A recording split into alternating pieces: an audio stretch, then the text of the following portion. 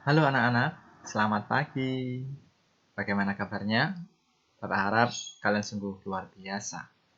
Semuanya dalam keadaan sehat. Dan meskipun misalkan ada yang sakit, semoga lekas sembuh. Minum vitamin supaya selalu sehat. Nah, anak-anak, hari ini kita masuk di pembelajaran jarak jauh, Senin 2 Agustus tahun 2021. Nah, anak-anak, hari ini kita masih di tema 1, selamatkan makhluk hidup. Tetapi kita memasuki subtema yang baru, subtema 3. Ayo selamatkan hewan dan tumbuhan.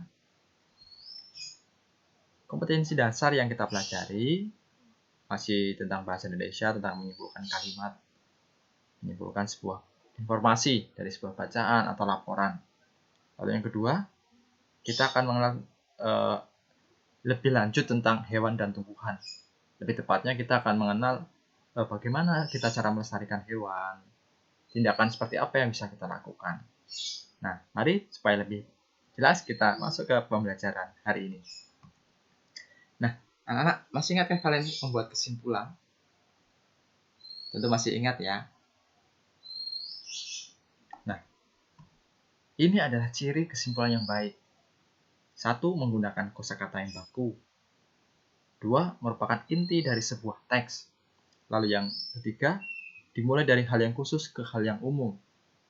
Lalu yang keempat, berisi pesan atau informasi yang ingin disampaikan kepada pembaca.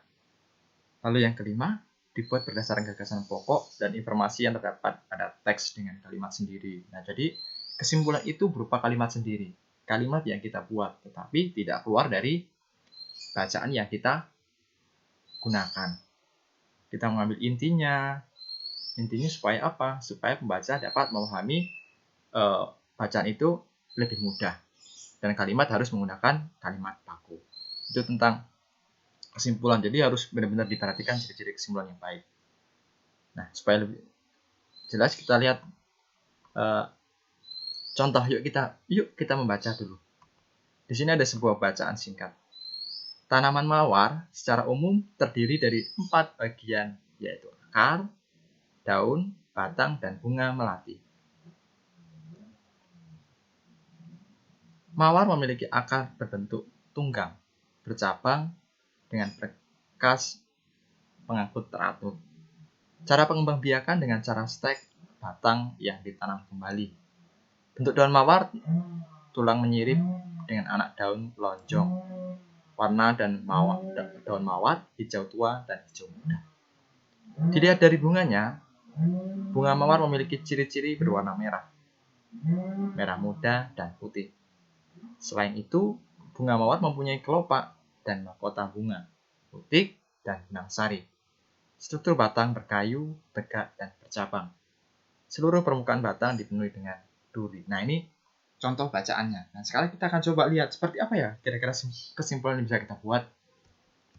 Nah, dari teks laporan pengamatan di atas tadi, kita coba akan buat kesimpulannya. Coba diperhatikan ya. Nah, ini kesimpulannya. Jadi ternyata kesimpulan seperti ini. Bunga mawar adalah jenis tanaman. Tanaman mawar penuh dengan duri, berbatang keras dan berkayu, namun memiliki bunga yang berwarna indah. Merah, merah muda, dan putih adalah beberapa jenis tanaman bunga mawar. Nah, misalnya seperti ini.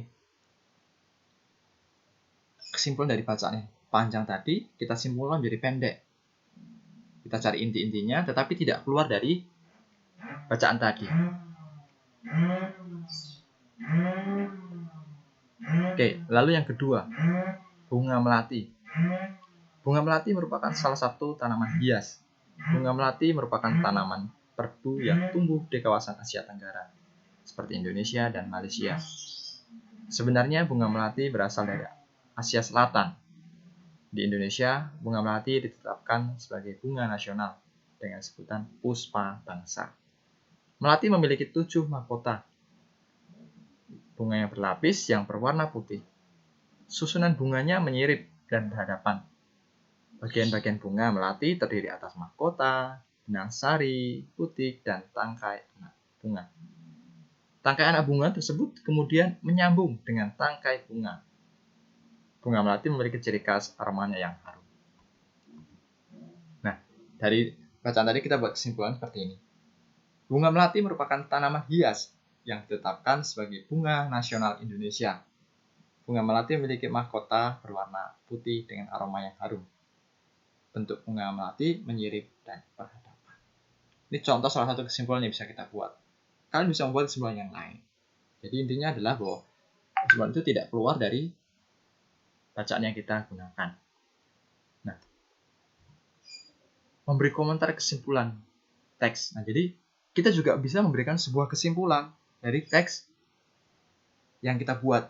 Misalkan kesimpulannya tadi tentang bunga mawar. Nah, kita kesimpulkan, apa yang perlu kita simpulkan? Misalnya seperti ini.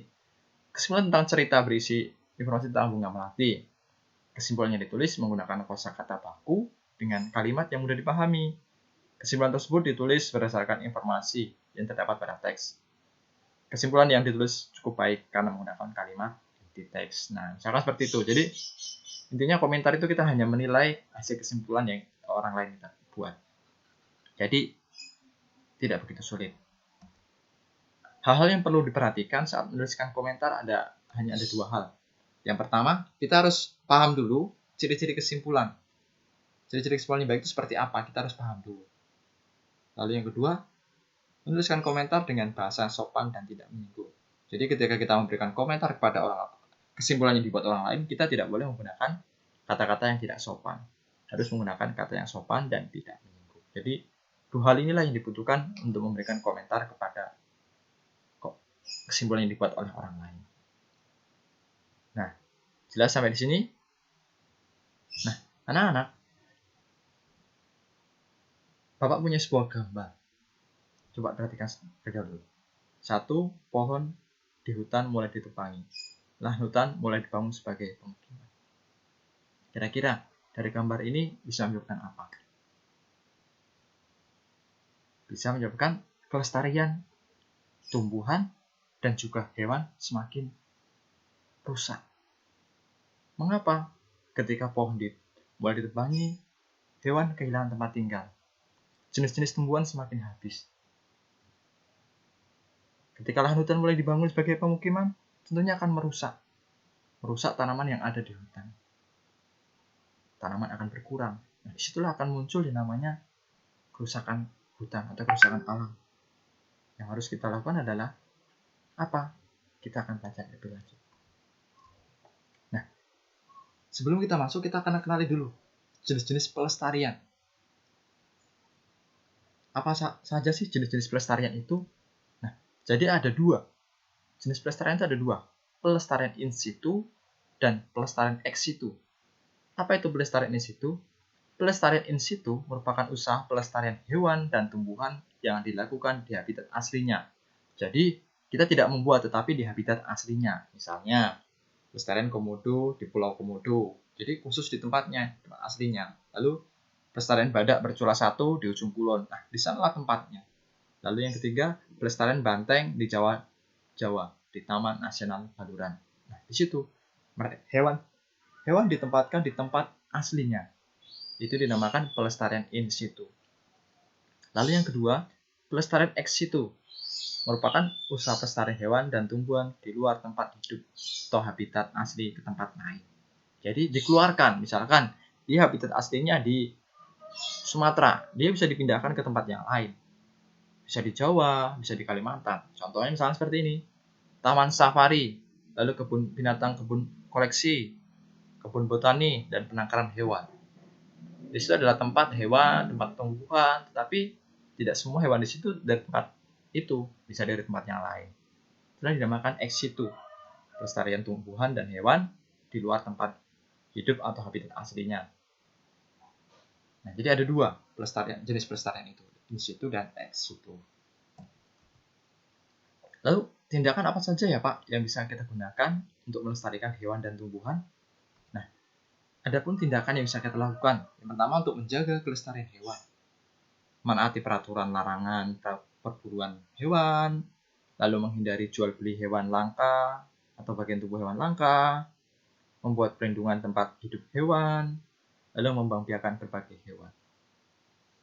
Nah, maksudnya Pak, mengembangbiakan berbagai hewan itu hewan yang dilindungi atau bukan? Nah, kita bisa memelihara atau mengembangbiakan hewan yang tidak dilindungi. Jadi ketika hewannya sudah langka, biarlah pemerintah yang membantu mengembangkan dengan cara yang supaya lebih banyak. Lalu yang kedua, menjaga kelestarian tumbuhan. Menghindari penebangan pohon secara berlebihan, menebang pohon dengan sistem tebang pilih. Jadi dipilih mana yang udah layak ditebang, baru ditebang. Lalu yang ketiga, menanami kembali hutan yang telah gundul atau yang dikenal dengan reboisasi. Lalu yang keempat, mengembangbiakkan berbagai tumbuhan. Nah, mengembangbiakkan ada banyak cara. Pengembangbiakan generatif atau vegetatif.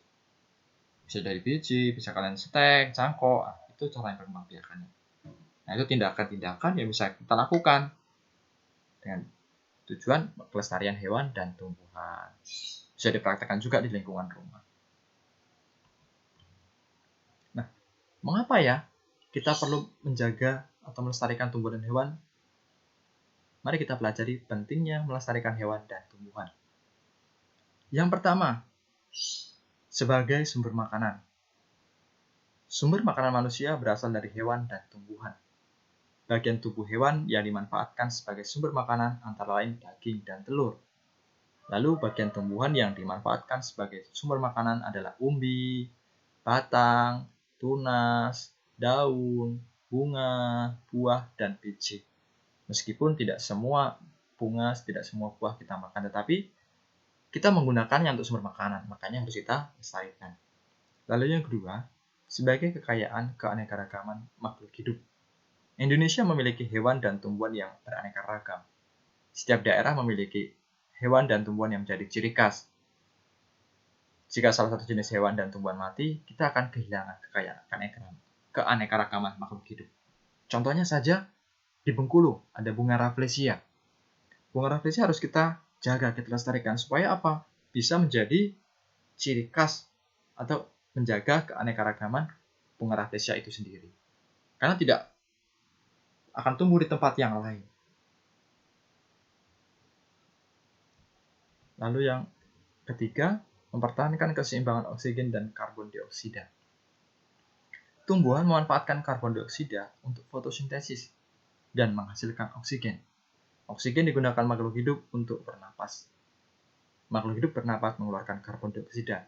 Dengan demikian, seterusnya sehingga terjadi keseimbangan jumlah karbon dioksida dan oksigen di alam. Jadi, kalau tidak ada tumbuhan, kita tidak akan mudah mendapatkan oksigen. Tentunya pada saat ini, di saat pandemi ini, oksigen itu sangat penting sekali. Jadi, kita harus benar-benar menjaga kelestarian tumbuhan. Supaya apa? Kita bisa mendapatkan oksigen yang baik, dan kita juga bisa memproduksi karbon dioksida. Sehingga karbon dioksida bisa digunakan oleh tumbuh-tumbuhan untuk melakukan fotosintesis. Jadi, kita harus menjaga kelestarian hewan dan tumbuhan. Itu 3 hal yang menjadi penting mengapa kita harus melestarikan hewan dan tumbuhan. Mungkin sampai situ anak-anak penjelasan dari Bapak. Nah, tugas hari ini, Senin 2 Agustus 2021, buatlah poster tentang cara melestarikan hewan dan tumbuhan. Buat poster tentang cara melestarikannya bagaimana hewan dan tumbuhan. Digambar, tidak di print ya, jadi dibuatlah dengan gambar, dengan tulisan, dibuat sebagus mungkin, semenarik mungkin, supaya nilainya maksimal. Ingat, tidak boleh di print ya, dibuat sendiri. Batas pengumpulannya Jumat 6 Agustus pukul 22.00 atau jam 10 malam. Begitu. Terima kasih, selamat belajar dan tetap jaga kesehatan. Tuhan memberkati.